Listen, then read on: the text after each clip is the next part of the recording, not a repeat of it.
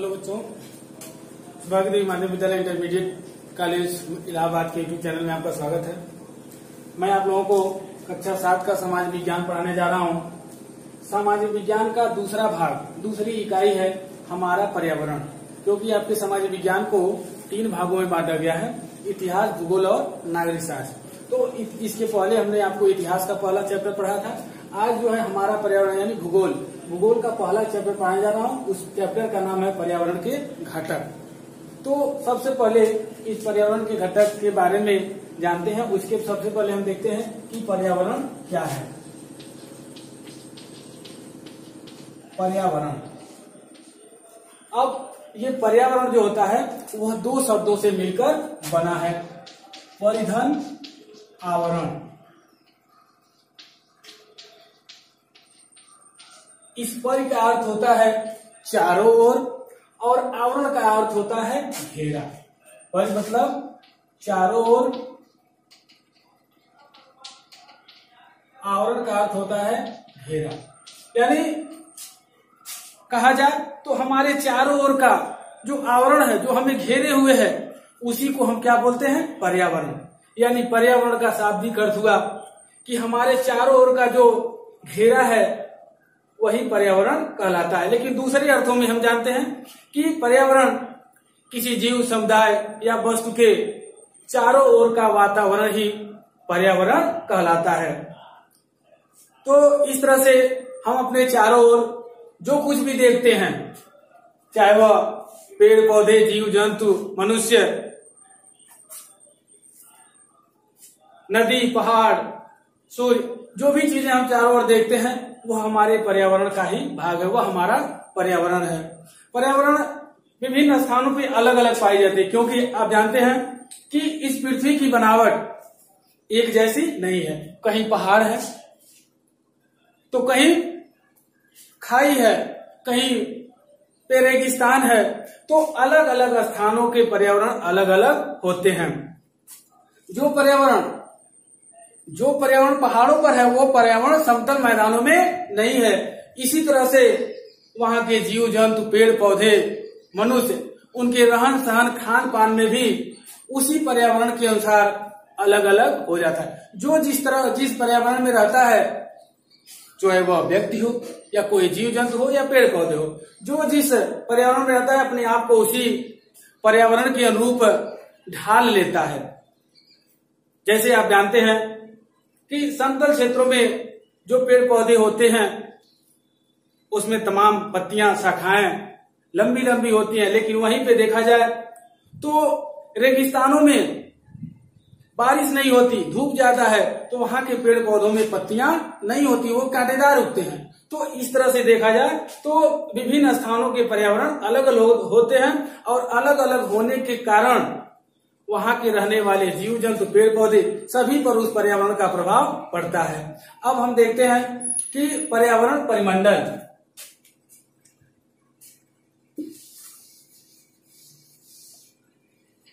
पर्यावरण परिमंडल। आइए जानते हैं कि पर्यावरण परिमंडल के बारे में। पर्यावरण जो परिमंडल है, पर्यावरण का जो घेरा है, उसको जो है 4 भागों में बांटा गया है।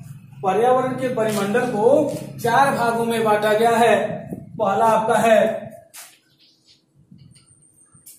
वायुमंडल। पहला क्या है? वायुमंडल। दूसरा है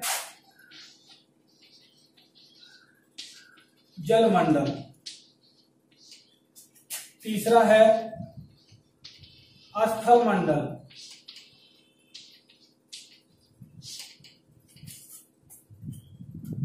और चौथा है जैव मंडल। तो इस पर्यावरण के परिमंडल को 4 भागों में बांटा गया है, वायुमंडल, जलमंडल, स्थल मंडल और जैव मंडल। तो इस तरह से सबसे पहले हम जाने कि वायुमंडल क्या है। हम जानेंगे कि वायुमंडल के बारे में।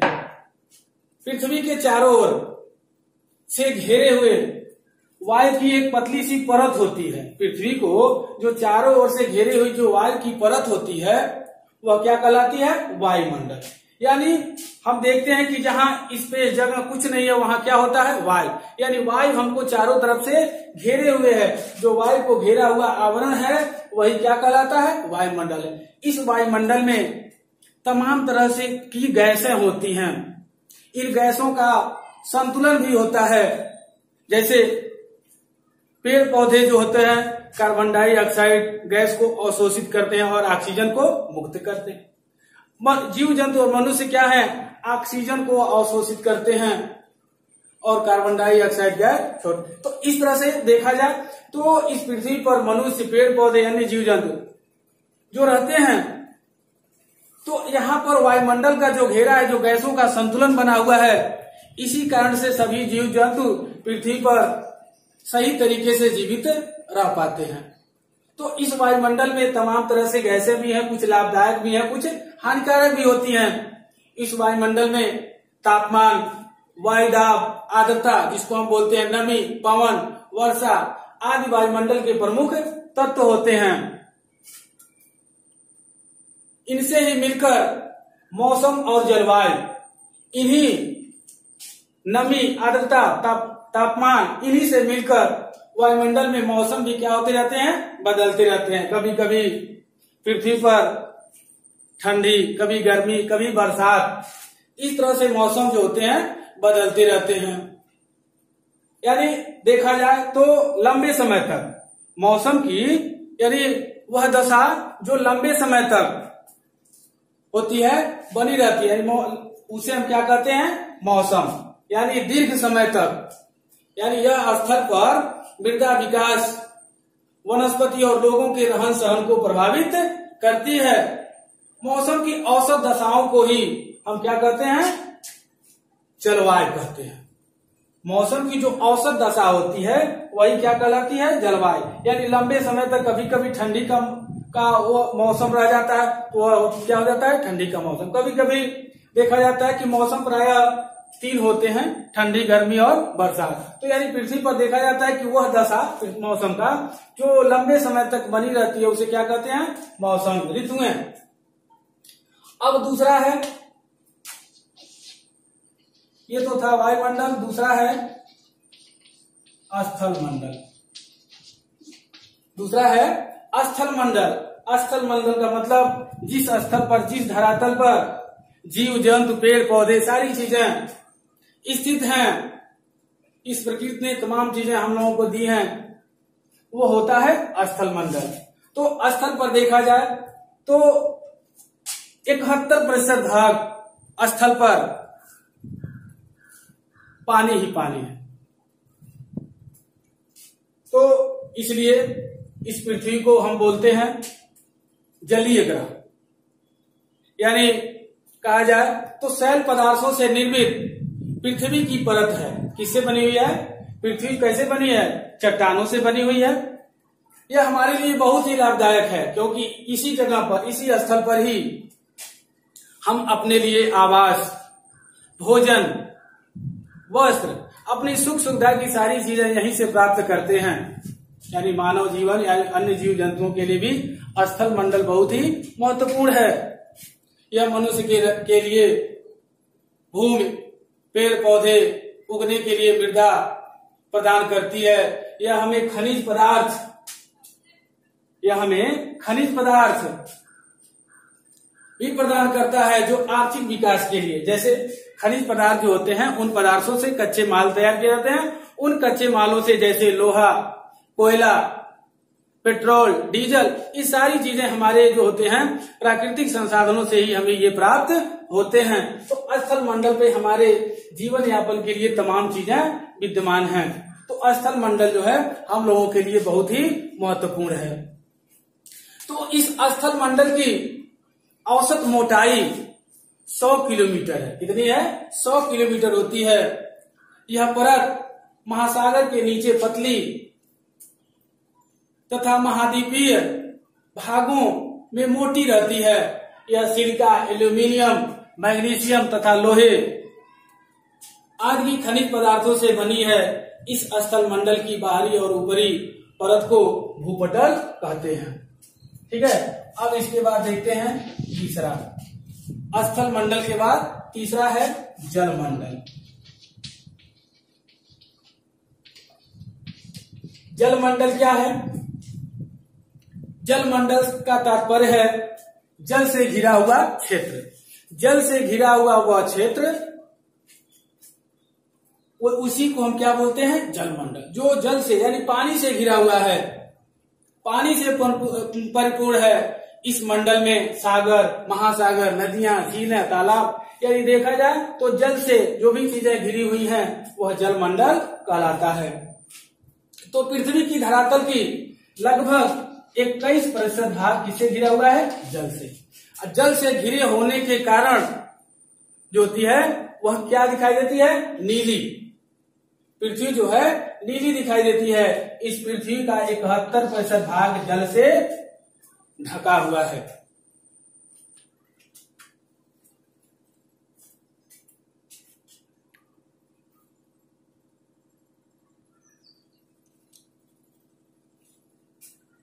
जल से घिरे होने के कारण ही इसे हम इस जलीय ग्रह कहते हैं। जल की अधिकता के कारण पृथ्वी का रंग नीला दिखाई देता है, इसलिए इसको हम नीला ग्रह भी कहते हैं। महासागर सबसे विशाल जल राशियां हैं। पृथ्वी का सबसे अधिक जो जल है वह महासागर में है। साथ ही ये महासागर हम लोगों के लिए बहुत ही महत्वपूर्ण होते हैं। हमारी पृथ्वी के 4 प्रमुख महासागर हैं। पहला प्रशांत महासागर, प्रशांत महासागर। दूसरा अंध महासागर,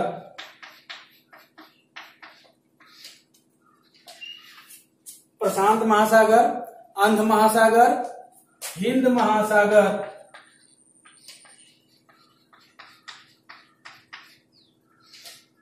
और चौथा है आर्कटिक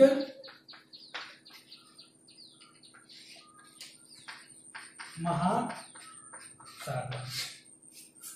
इस जलमंडल में पृथ्वी का 71% भाग घिरा हुआ है और इस पृथ्वी पर जल का सबसे बड़ा भाग जो है महासागरों में मिलता है। तो महासागर पृथ्वी पर 4 प्रमुख महासागर हैं। प्रशांत महासागर, अंध महासागर, हिंद महासागर और आर्कटिक महासागर।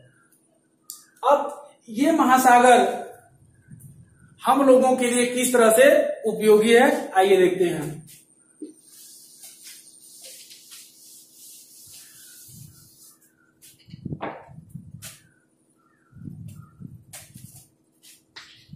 मानव जीवन के लिए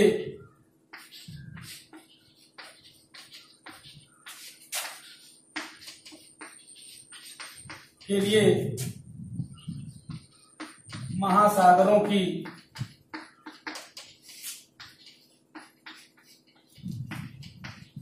उपयोगिता। महासागर हमारे लिए कैसे उपयोगी हैं? क्योंकि जब महासागर का जल वाष्प बनकर उड़ता है, वही जलवाष्प ऊपर जाकर मानसूनी हवाएं उन्हें ठंडी कर देते हैं, जिसके कारण वर्षा होती है। यानी महासागर का जल अगर न रहे तो वर्षा होने की संभावना नहीं होगी। तो महासागर का जल जो होता है वह वर्षा के लिए बहुत ही महत्वपूर्ण है। यह महासागर का जल पृथ्वी पर सभी जीवों के लिए जीवन का आधार माना जाता है, क्योंकि उन्हें उसी महासागर से जलवाष्प जो होती हैं भाप बनकर ऊपर जाती हैं, जिसके द्वारा मानसून बनता है। तो अतः कहा जा सकता है कि जल ही जीवन है। यानी बिना जल के जीव की जो विकास है वह संभव नहीं है। जल के बिना हम लोग जीवित नहीं रह सकते। दूसरा है, तो सबसे बड़ी जल की उपयोगिता क्या हो गई? वर्षा के रूप में। दूसरा, आप जानते हैं कि महासागरों में नौकाएं होती हैं, बड़े बड़े समुद्री जहाज होते हैं जो यातायात के लिए एक देश से दूसरे देश को जाते हैं। उसी समुद्री जहाज से एक देश का सामान दूसरे देश का सामान दूसरे देश।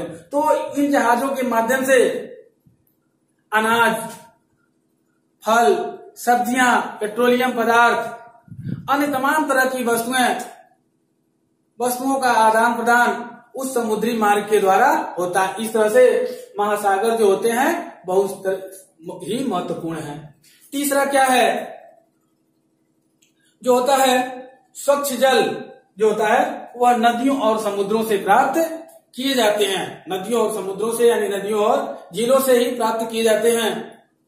यह जल नहाने, भोजन बनाने और तमाम तरह से उपयोगी होते हैं। तीसरा है कि समुद्र का जल जो होता है खारा होता है। खारा होने के कारण उससे नमक तैयार किया जाता है। क्या तैयार किया जाता है? नमक। पांचवा, सागरों में एक व्यवसाय जैसे कहा जाए मछली पकड़ना। सागरों के किनारे, समुद्रों के किनारे जो लोग हैं उनका मुख्य व्यवसाय, मुख्य बिजनेस जो होता है मछली पकड़ना। तो मछली पकड़कर वह अपना जीवन यापन करते हैं। तो इस तरह से महासागरों का उपयोगिता हमारे जीवन में बहुत ही महत्वपूर्ण है। और महासागरों से ही पेट्रोलियम पदार्थ भी निकाले जाते हैं। अब हम देखते हैं कि जैवमंडल।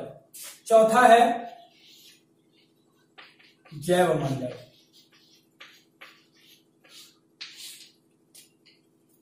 जैवमंडल क्या है? जैवमंडल को इकोस्फीयर, जैवमंडल को क्या कहते हैं? इकोस्फीयर भी कहते हैं। यह बहुत ही संकीर्ण परिमंडल है। इसमें स्थल मंडल, वायुमंडल और जलमंडल भी शामिल है और परस्पर ये भाग इनके मिले हुए हैं। इसी जैवमंडल में समस्त जीवधारी, इसी जैवमंडल में समस्त जीवधारी जीवित रहते हैं और उनको वो सारी चीजें, जीवित रहने की सारी चीजें यह जैवमंडल क्या करता है? उपस्थित करता है। यानी किसी भी जीव को जीवित रहने के लिए सारी चीजें जो होती हैं इस जैवमंडल में से मिल जाती है। इसकी मोटाई लगभग, इस जैवमंडल की औसत मोटाई लगभग 30 किलोमीटर होती है। तो इस तरह से हमारा ये जैवमंडल बनता है, जहां जीव वह आवरण, वह स्थान जहां सभी जीव जंतु रहते हैं, वही क्या कहलाता है? जैवमंडल कहलाता है। ओके।